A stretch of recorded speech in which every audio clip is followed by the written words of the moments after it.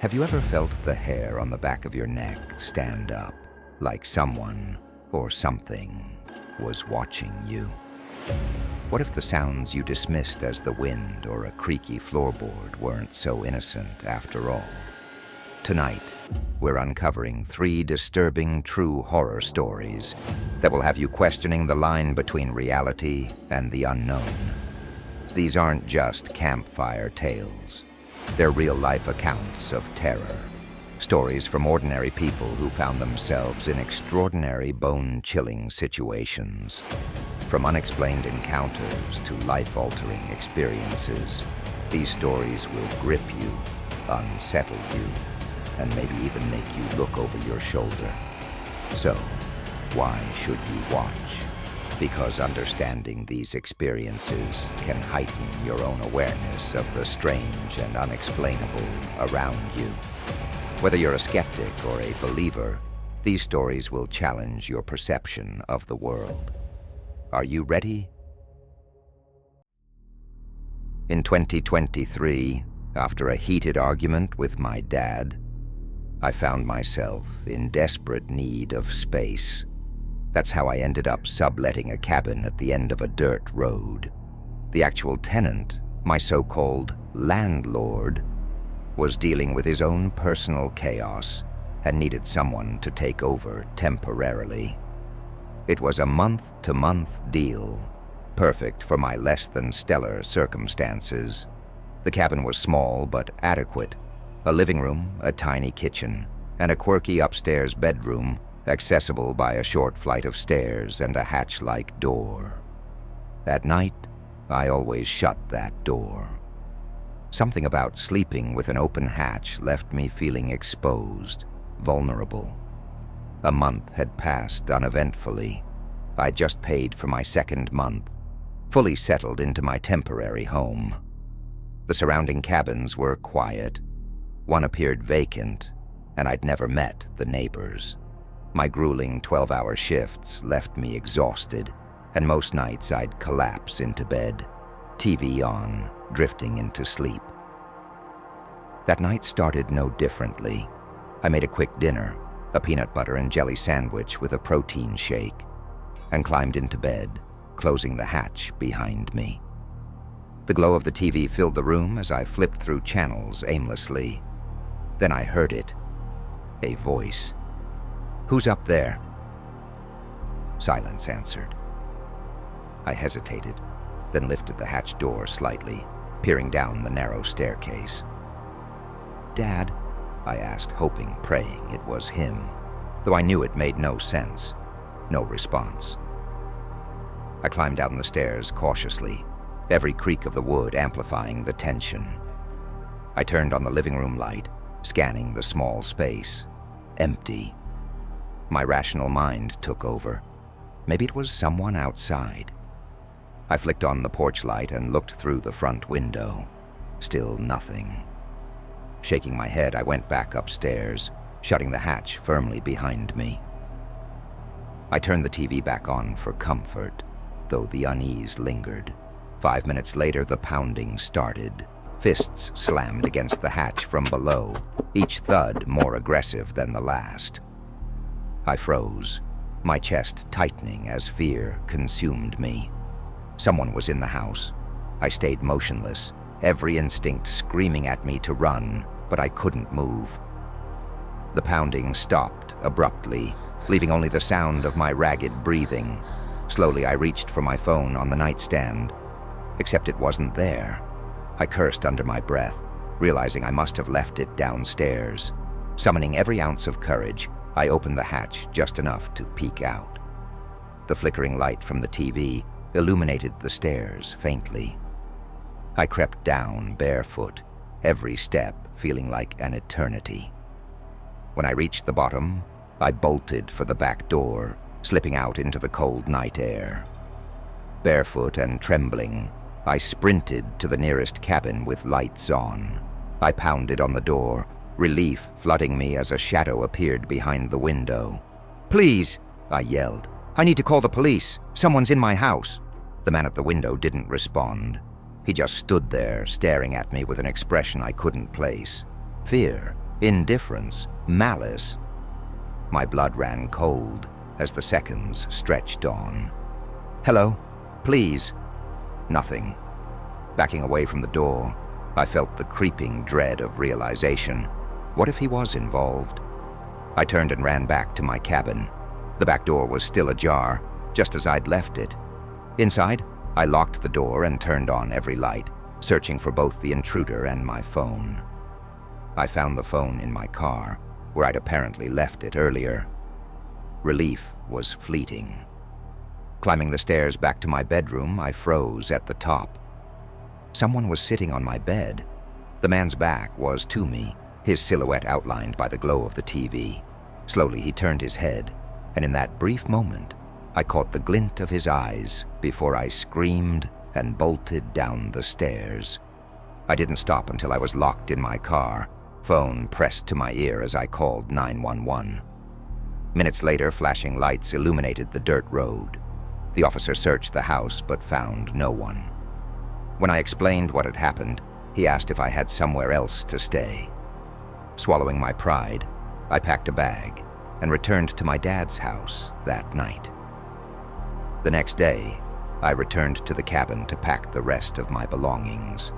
The landlord agreed to refund part of my rent, but asked only one question: what did he look like? He didn't ask anything else, but something in his expression told me he already knew. To this day, I don't know who or what was in that cabin. The strange neighbor, the landlord's urgency to sublet, and the man on my bed all feel connected. I tell myself it's over, but some nights I still hear the voice. "Who's up there?" My wife, Gianna, and I live what you'd call a perfectly normal life. We have regular jobs, a tidy little home in the suburbs, and neighbors who wave as they mow their lawns. It's the kind of life we're taught to aspire to: stable, predictable, uneventful. That's why what happened that night still shakes me to my core. It started on an ordinary weeknight.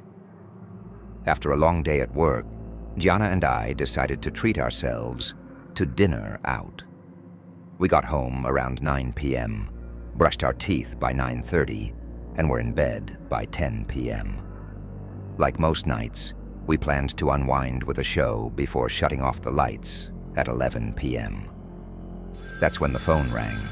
The sharp trill of our landline cut through the quiet. Gianna told me not to answer. "Anyone calling this late can't be good news," she said. She wasn't wrong, but that's why I thought I should pick up.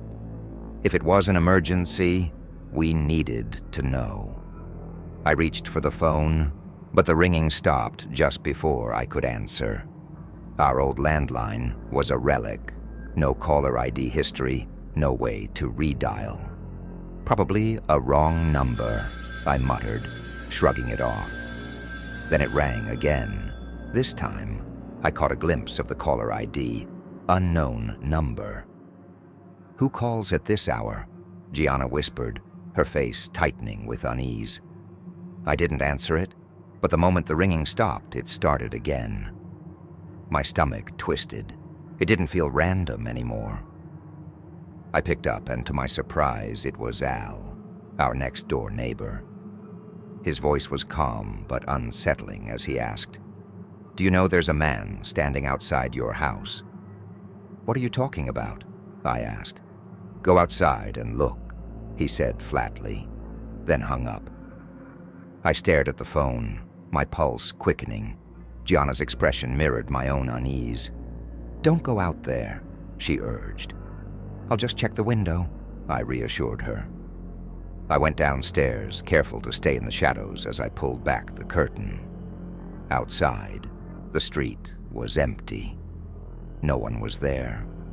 Still, I opened the front door and stepped onto the stoop. The cool night air prickled my skin as I scanned the bushes, the sidewalk, the road beyond. Nothing.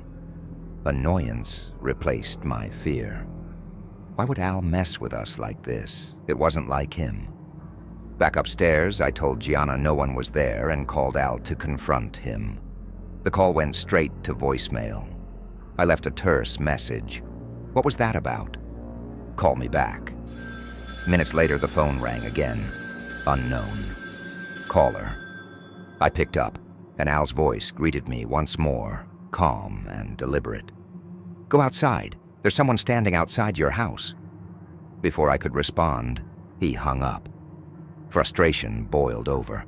All right, what the hell is going on? I muttered, throwing on my robe.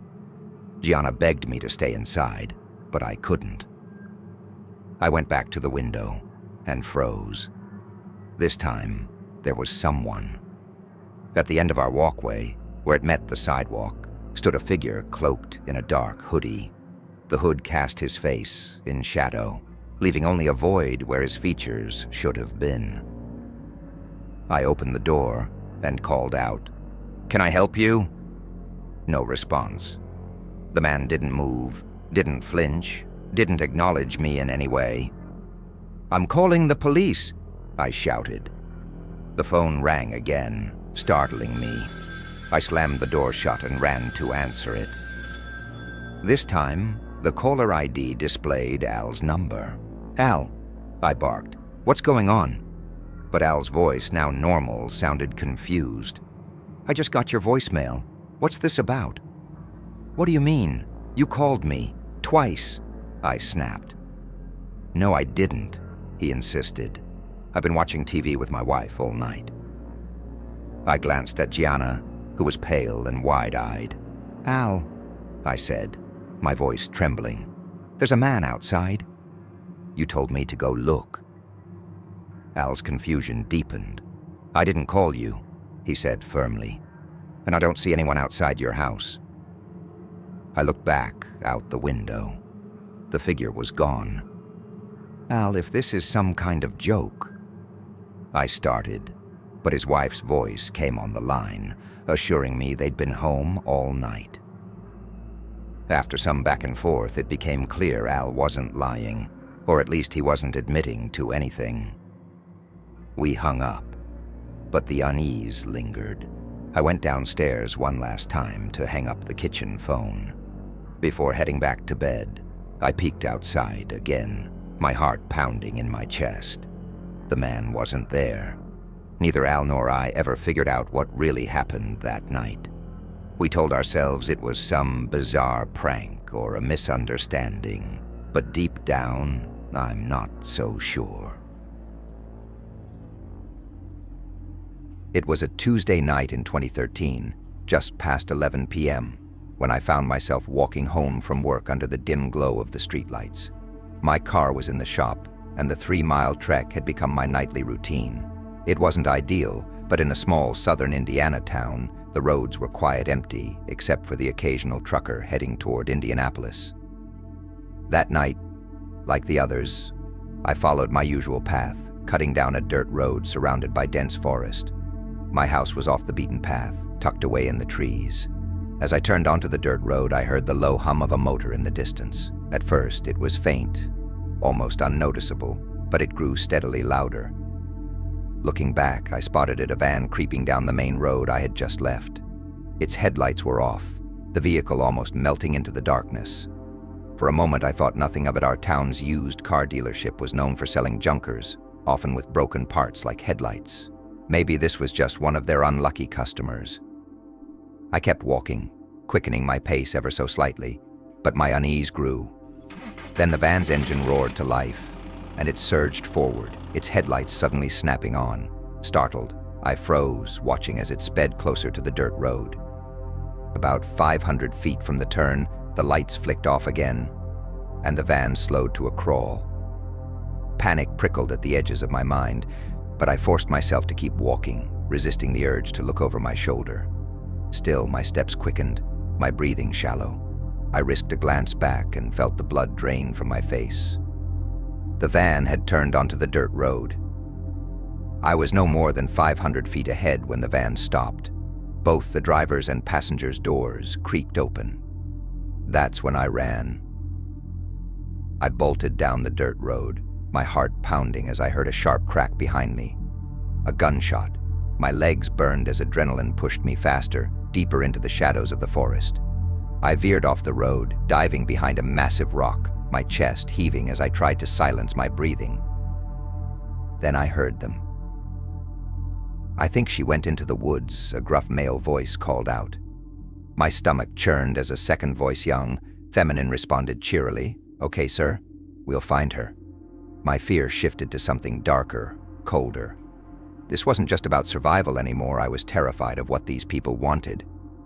I pressed myself tighter against the rock, covering my mouth with both hands. My thoughts spiraled. Who were they? A cult? Kidnappers? Murderers? Then the man's voice came again, calm but chilling. "Whoever finds her doesn't have to drink the blood tonight." My heart stopped. Drink the blood? The forest seemed alive with sounds, crunching leaves, whispers, the occasional snap of a branch. I didn't move, every second stretching into an eternity. Then, salvation. Red and blue lights flickered through the trees, the faint wail of a siren breaking the suffocating tension. I stayed frozen, unsure if it was real, until the courage finally returned to peek from behind the rock. The lights were there, real and close. I stumbled out of the woods, screaming for help, waving my arms as I ran toward the police car. The officers met me with concern, but their first words made my blood run cold. "Ma'am, do you know about this body?" "What body?" I stammered. They stepped aside, and I saw it. Lying in front of their car was the mutilated corpse of a young woman, her body gutted, blood pooling in the dirt. I tried to explain about the van, the man, the girls, the woods, but my voice trembled so much that the words barely made sense. The officers listened, nodding grimly, and assured me they'd investigate. They offered to drive me home, and I accepted, too shaken to think straight. That night, I stared out my window, unable to sleep. And that's when I saw it, the van. It crawled down my street, headlights off, moving slower than before. I grabbed a pen and jotted down the license plate, hands trembling. I called the police immediately, telling them everything. They promised to look into it, but when they arrived, the van was gone. What they told me next still haunts me. "We ran the plate," the officer said, his voice low. "It's registered in South Dakota," but he hesitated. "We've gotten reports of the same plate tonight in Vermont, Nevada, Alaska, and Texas." I stared at him, speechless. "We'll call if we learn more," he added before leaving. But the call never came. I moved out of Indiana not long after, unable to shake the lingering terror of that night. I don't know if it was a cult, a psychopath, or something worse. But whenever I see headlights in the dark or worse, no lights at all, I remember the van. And I run.